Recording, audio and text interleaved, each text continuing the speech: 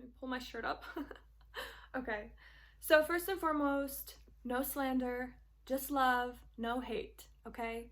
This is just a general message for society, and I'm tying it into the situation that happened for closure. So we can close this chapter and move on. I want good people in my life. I only want you in my life if you want to be in my life, a part of my life. I don't want to force you to be in my life. The relationship that we establish will never be what it could be if you only have a one-person lane that's trying to make things work. I don't want two-faced friendships. I want healthy, thriving friendships where we encourage each other to be the best version of ourselves and we grow together. I want people in my life that believe in my dreams and see me as valuable and see my potential and don't let me give up on the things that I'm passionate about. I want those types of people in my life, and you should. The past couple weeks have been draining but necessary for growth. I feel like God is pruning people out of my life that have exposed their true colors and are not actually on my side. I feel like I'm being protected, and even though it's frustrating now, I do feel like it's for the best. I've had a handful of situations of people that I was close with that completely blindsided me out of the blue. These situations happened within the last couple weeks, the same time frame that this situation with Dean happened. All these situations left me confused. It made me question my character. It made me question my value. It made me question if I was worthy. It made me question if I did something wrong. Maybe it was me. I always try to look at a situation with conflict like, what is my part in this piece? Did I do anything that hurt this person? These situations were unrelated to each other, but they all happened, and because they all happened back to back in a short amount of time, I realized that it's time to speak on this and express how I'm feeling, close this chapter. I always try to give people the benefit of the doubt, no matter what. And sometimes I get myself into trouble with that because I end up screwing myself over. But I'm honestly to the point where I'm just tired of people not treating me good. I'm tired of people not treating me the way that I try to treat them, and they don't give me the same respect back that I give them.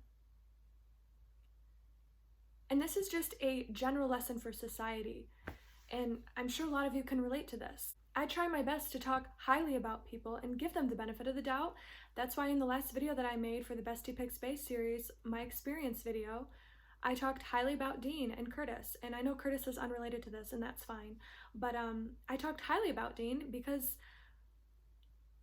I was under the impression that we were friends and or acquaintances. That's why I was so blindsided and hurt that he said those things about me.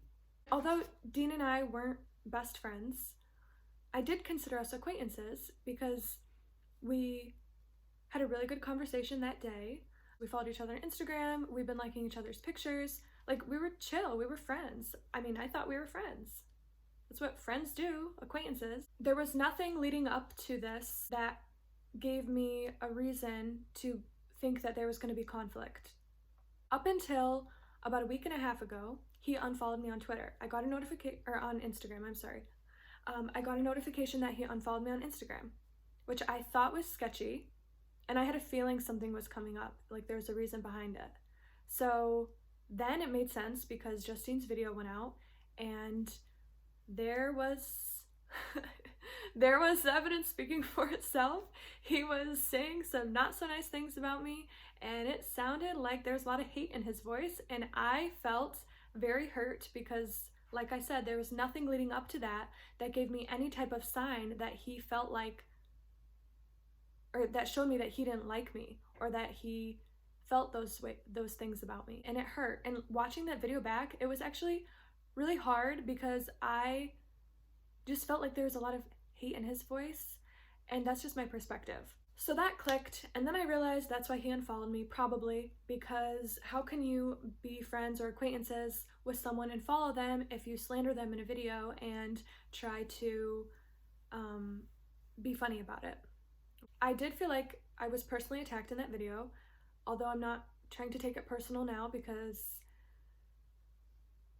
this just needs to blow over, but it was hard to watch.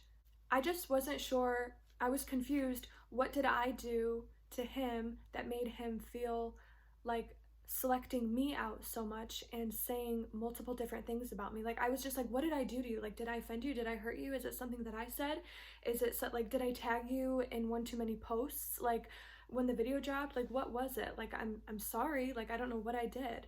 And then I was like, no, I didn't do anything. It was frustrating, especially because I talked very highly of him in my video, and I just felt like I didn't get that respect back.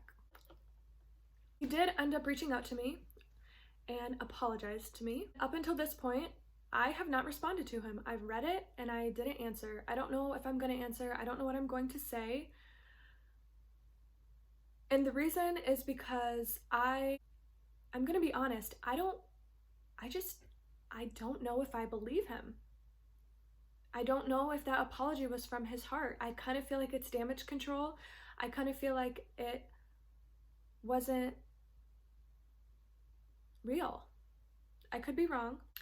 But because of the faith and the moral code that I try to live by, I'm going to try my best to believe that he meant what he said to me and his apology was from his heart. Even though I don't feel like it was, I'm going to try to believe that.